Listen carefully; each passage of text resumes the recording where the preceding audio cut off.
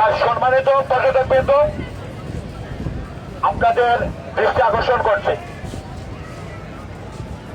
আপনারা বাংলাদেশের বিভিন্ন প্রান্ত থেকে কক্সবাজার সমুদ্র সৈকত সাগর দর্শন করার জন্য আসছেন। আপনারা আমাদের অতিথি।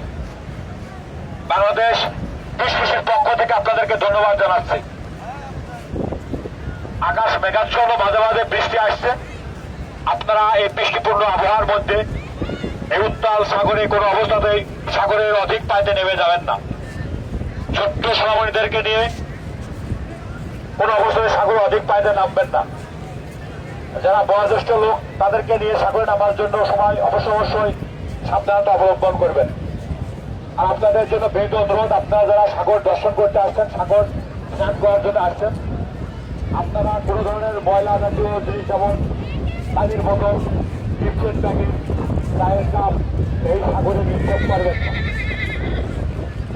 এই জিনিসটা আপনারা আমাদের সকলের, এতে শুদ্ধ রাখার দায়িত্ব আপনার আমাদের সকলের।